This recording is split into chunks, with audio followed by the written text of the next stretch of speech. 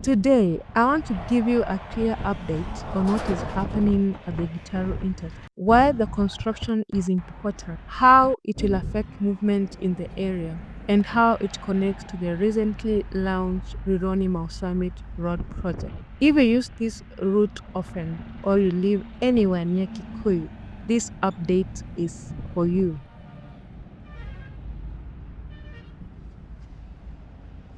Let me start with this. If you're tired of sitting in the long traffic at Gitaru, if you keep wondering why the roads look messy and full of diversions, or if you have been hearing stories about what is going on, stay with me. By the end of this video, you'll understand everything clearly. And near the end, I will explain the part that most people do not know, how this small interchange is linked to one of the biggest road projects in Kenya right now. So, let's begin. Gitaru sits in a very busy spot. It is where traffic from Waiyaki Way meets the Western Bypass and the Southern Bypass. It is also a main route for cars and trucks going between Nairobi and the Rift Valley. Because all these major roads meet in one place, Gitaru has always been a heavy traffic point. Anyone who uses this road knows how vehicles squeeze together as they reach at the junction. Now, let's talk about what is being built. The work happening at Gitaru is not just a small repair. This is a full rebuild of the interchange. Workers are creating new raised sections, new side roads, new connectors, and separate paths for vehicles moving in different directions. The goal is simple. Cars and trucks should move without fighting for space at one small spot. Instead of everyone joining one crowded junction, each movement will have its own safe and clear path. For example, vehicles coming from the Southern Bypass will have a smoother link into the main road. Cars from the Western Bypass will also have their own easy connection. Long distance trucks will not mix too much with the local traffic going into Kikuyu town. In short, the design is meant to separate different streams of traffic so that movement becomes faster and safer. Now, why is this important? First, travel will be faster. The long traffic we are used to will reduce because cars will not have to stop and wait at the same crossing point. A lot of current delay comes from everyone trying to enter the same road. Once the interchange is complete, that problem goes away. Second, it will make the area safer. Right now, there are many points where cars cross each other. These are the places where accidents happen, especially when trucks meet with small cars and border borders. When roads are separated and movements are clearer, accidents will reduce. Third, this upgrade will help the transport of goods. Many trucks use this route to move goods between Nairobi, Naivasha, Nakuru, and the rest of the Rift Valley. When trucks no longer get stuck at Gitaru, goods move faster. Fuel costs go down and business becomes easier. Even local roads in Kikuyu will benefit because fewer trucks will cut through town. But I also want to be honest with you. Construction always comes with short-term problems. Right now, you will see diversions, narrowed lanes, and heavy machines blocking part of the road. Some days are worse than others. There was even a short period where the work faced delays because of local land and environmental concerns that ended up in court.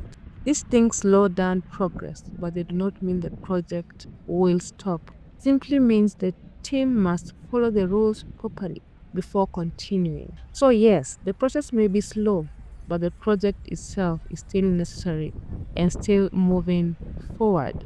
Now, here is a part most people do not know, and this actually the main reason I wanted to make this video. Gitaru is not just a small local interchange, it is part of a bigger national plan. The recently launched Rironi Summit Road project is one of the biggest road upgrades in Kenya right now. It starts near Rironi, which is very close to Gitaru, and continues all the way past Nakuru and towards Mau Summit. This highway will be expanded into more lanes and improved to handle a lot of more traffic. Once that project is complete, even more cars and trucks will be flowing out of Nairobi toward the Rift Valley.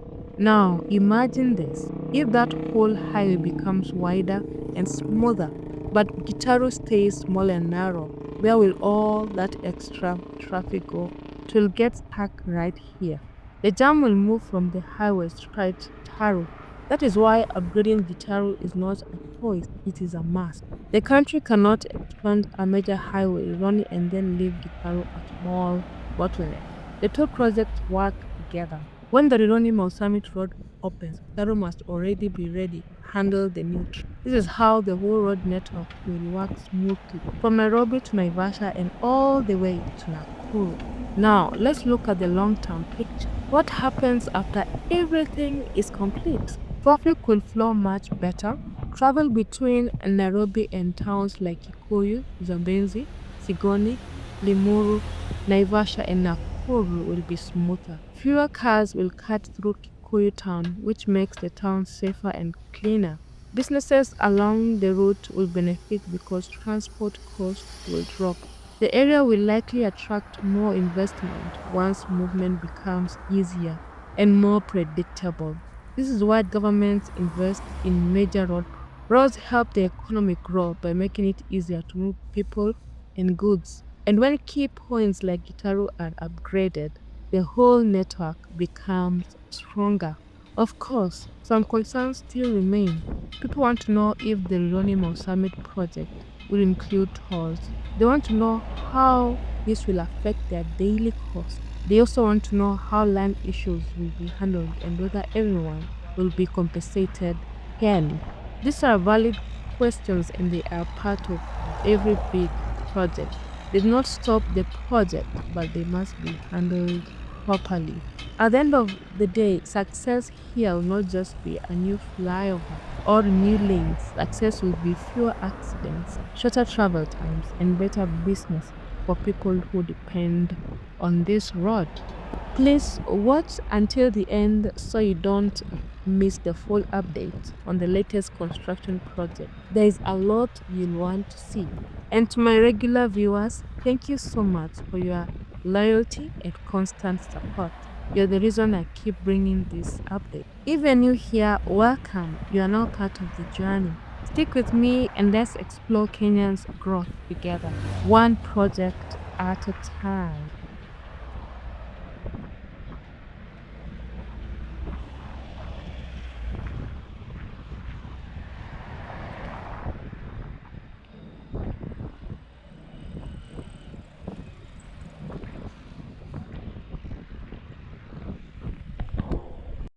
While I was around Gitaru, I also took the chance to visit a nearby Bomayangu housing development project.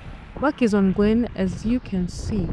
Bomayangu is part of Kenya's National Affordable Housing Program, aiming to give more people access to decent, affordable homes. I learned that many units across different estates have already been completed and more are under construction, including new apartments and family units. The project is not just about building houses, also includes plans for infrastructure like proper roads, green spaces, and community amenities, depending on the estate, all designed to give residents a better quality of life. So, for anyone watching, it's real.